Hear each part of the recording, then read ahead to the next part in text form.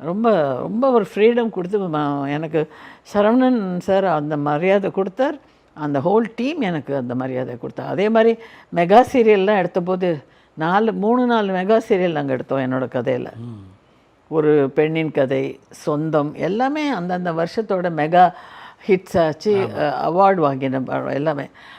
அதுக்கு தான் முக்கியமாக நான் கூட உட்காந்து சொல்லுவேன், எனக்கு இந்த கதாபாத்திரங்கள் வெறும் நூல் புடவை தான் கட்டணும், மெல்லிஸ் செயின் தான் கழுத்தில் போடணும், ஒத்த வலை இருக்கணும், அதுக்கு மேலே ட்ரெஸ் இருக்கக்கூடாது, கிராமத்தில் வந்த பொண்ணுன்னா பூர்வத்தெல்லாம் சீர் பண்ணிக்கக்கூடாது, எல்லாம் அப்படியே பண்ணாங்க. அவள் ரொம்ப நல்லா வந்தது. அதெல்லாம் உங்களுடைய படைப்புகள்லாம் நீங்கள் படமாக பார்த்ததில் உங்களுக்கு மன நிறைவை தந்த படம்னு எதை சொல்லுவீங்க உங்கள் படைப்பில்?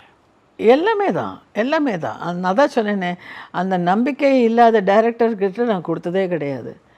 அதாவது அவங்களோட சிறப்பாக பண்ணியிருந்தாங்க. அதனால் ஒன்றுமே நான் இது திருப்தியே இல்லைப்பா இந்த படம் நான் எதையுமே சொல்ல மாட்டேன்.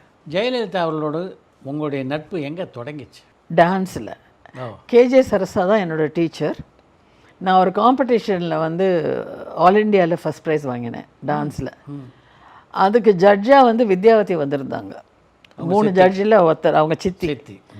அவங்க என் டான்ஸை பார்த்துட்டு உடனே எங்கள் டீச்சர்கிட்ட அறிமுகப்படுத்த சொல்லி பண்ணி 2 நாள்லலாம் அம்முவுக்கு ஜெயலலிதாவுக்கு அந்த டீச்சரை நியமித்தாங்க. ஸோ அப்படி எங்களுக்கு பழக்கம் ஆச்சு. அவங்களுக்கு 9 வயசு, எனக்கு 13 வயசு. அந்த சந்தர்ப்பத்தில் நாங்கள் பழக ஆரம்பித்தோம். ரொம்ப ஒரு நெருக்கமான நட்பு எங்களுக்குள்ளே இருந்தது. 83 அவங்க அரசியல் என்ட்ரு பண்ணி கடலூரில் பேசின ஃபஸ்ட்டு டேப்பை எனக்கு கூட அமுச்சு, எப்படி பேசியிருக்கேன் சொல்லு, சரியாக இருக்கா இல்லையான்னு கேட்டது கூட வரைக்கும் இருந்தது. அதுக்கப்புறம் நானும் ரொம்ப அப்போ பிஸியாக இருந்தேன். அப்புறம் என் கணவர் நோய்வாய்ப்பட்டு இறந்து அதெல்லாம் இருந்தது. அவங்களும் டெல்லிக்கு போயிட்டாங்க எம்பியா. ஸோ 2 பேருமே அப்படியே விலகிட்டோம். அவங்க போன பாதையே வேறையாக போயிடுத்து, நான் போன பாதையே வேறையாக போயிடுத்து.